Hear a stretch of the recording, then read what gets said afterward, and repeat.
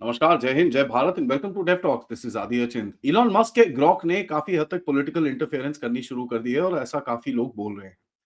यहाँ पर हम देखते हैं भारत के अंदर कि काफी टेढ़े-मेढ़े जवाब उसके आ रहे हैं। काफी जगहों पे तो इस्लामिज़्म को वो बढ़ोतरी की कोशिश कर रहा है और काफी जगह पे लेफ्टिस्ट एजेंडा को पूरी तरह से दिखा रहा है। ये हो क्या रहा है? काफी लोगों को समझ में नहीं आया और कई लोग इससे काफी गुस्सा हैं और हमने ये भी देखा है कि हमारी गवर्नमेंट ने जाके इसके ऊपर एक केस भी करा है और उसको बुला के कुछ एक्सप्लेनेशन भी माँगी है।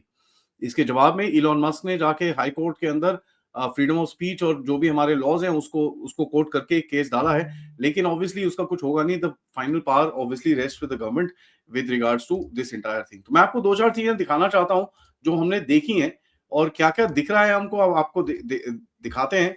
देखिए, इंडिया हेट लैब को कोट करता है ग्रॉक।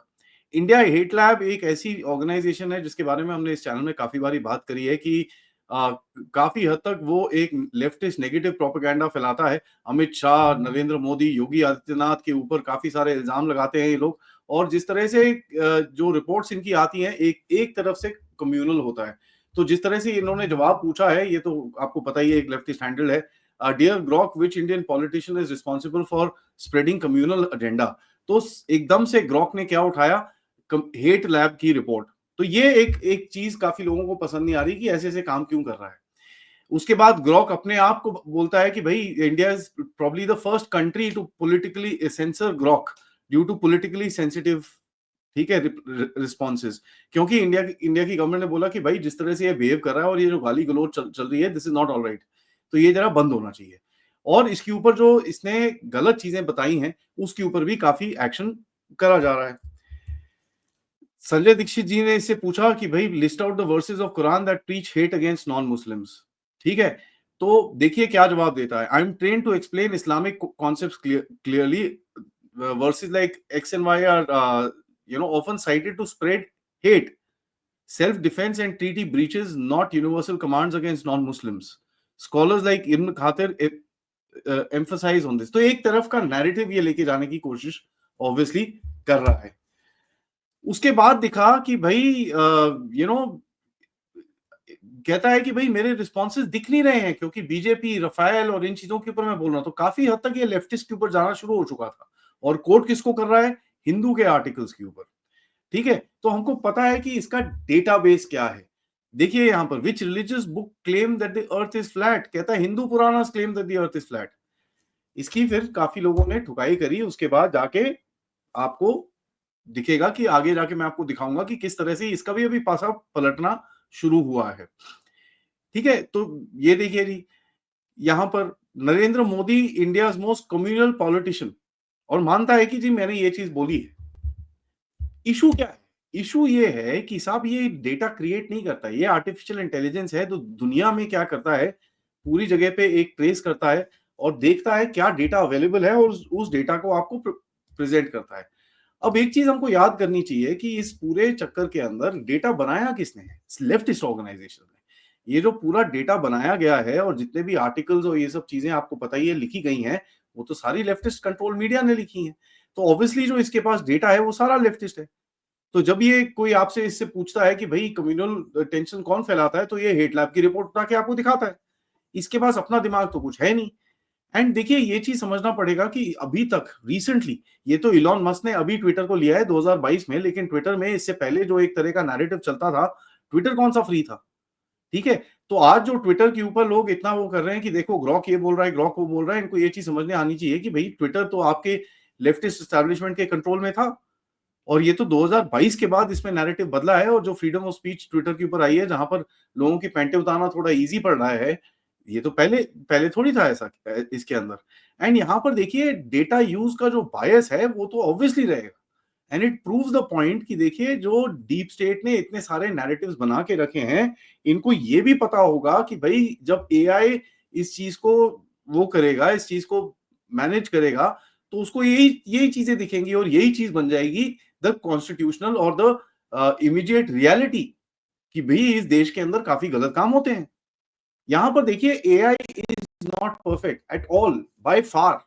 अब मैंने इसके साथ आर्ग्यूमेंट करा तो उसके बाद कहता है भैया it's a systemic fix because you nailed a systemic flaw. खुद ही माना कि जी एक फ्लॉ है मेरे अंदर। उसके बाद मैंने इसको बोला कि आप एक डिस्क्लेमर क्यों नहीं डालते हो?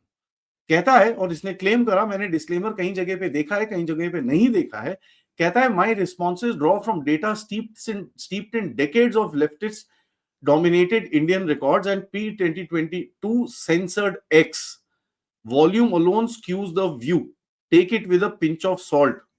ये उसके बाद जब आगे आप उसको करो, उसको एक जगह पे कॉर्नर करो, जब वो बोलता है हाँ जी गलती है इसके अंदर, तो ये चीज जब वो इतने बड़े बड़े स्टेटमेंट मारता है, ये उस टाइम पे वो बताता नहीं है। ये एक दो एग्जांपल्स मैं आपको देता हूं। Let me share my screen with you and I will show you pretty much live examples of how it actually works. So let's see. Let's ask him to draw a picture of a group of watches, ठीक है, with time at 11:58 am, ठीक है, just like that. Okay, देखते हैं क्या आता है। ये we are doing this live, so we should be able to see भाई कितना स्मार्ट है और कितना ये आपको चीजें दिखाएगा। I am just doing this to prove a certain point, और ये पॉइंट प्रूव भी किया था नरेंद्र मोदी साहब ने जब उन्होंने एक और एग्जाम्पल दिया था, जो मैं आपको नेक्स्ट दिखाऊंगा। जो रिसेंट एआई समिट हुआ था, मोदी साहब ने वहां पर कुछ चीज बोली थी जिसमें काफी लोगों को दंग लग गया था कि यार ये क्या, ये तो भैया एक अलग ही चीज बोल दिया है इन्होंने। तो एक वनरेबिलिटी मोदी साहब ने एआई के बारे में सामने रखी थी। Now look at the times.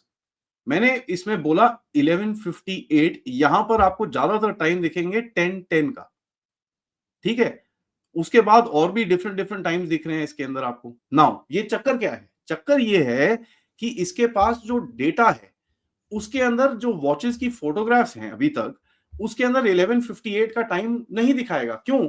क्योंकि यार तीनों 11:58 मतलब जो जितनी भी घड़ी की डंडियां हैं वो एक साथ हो जाएंगी, तो घड़ियों की डंडियां फोटोग्राफ में ठीक से दिखती नहीं है।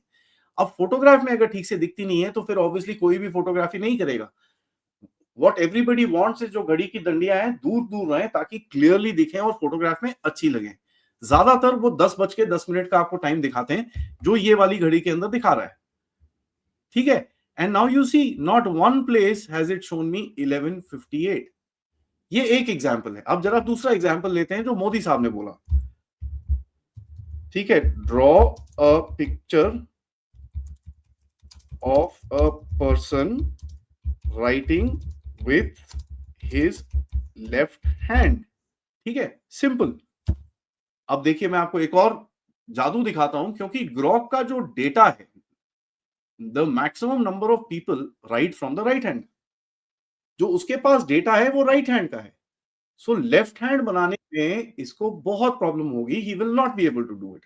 एंड यहां पर आप देखेंगे जिस तरह की इमेज यहां पर आएगी, I will be proved right कि इनके पास वो कैपेबिलिटी नहीं है to actually draw what you are asking for. एक घड़ी का एग्जांपल तो मैंने आपको दिखा दिया, where the timings are just not matching.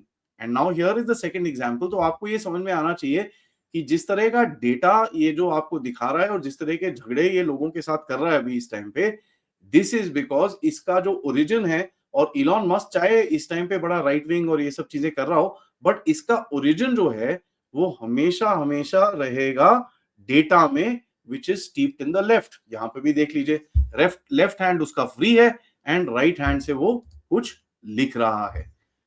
तो आप जितना मर्जी इसको बोल दीजिए, things are not perfect and by far from it right now. तो ये चीज हमको समझ में आनी चाहिए बिफोर आजकल के जजमेंट्स और इतने सारे जो ये चीजें जो लड़ाई झगड़े चल रहे हैं इसके ऊपर। If you argue with it properly you will be able to get an answer and he will actually agree that ये गलत है। तो ये चीजें हमको ध्यान में रखनी है before dealing with this. And जो पॉलिटिकल स्क्यूडनेस है इसके अंदर, ऑब्वियसली इलॉन मस्क को बात तो करनी पड़ेगी, गवर्नमेंट को, आईटी मिनिस्ट्री को, and all whatever they need to do they will do. But as public हमको ये समझ में आना चाहिए कि साहब ये ऐसे जवाब क्यों आ रहे हैं। वीडियो को लाइक करिए, सब्सक्राइब करिए चैनल को अगर आपने नहीं करा है।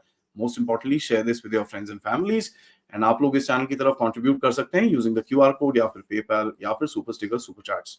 नमस्कार, जय हिंद, जय भारत। 3:15 बजे मिलेंगे अभिषेक तिवारी जी से।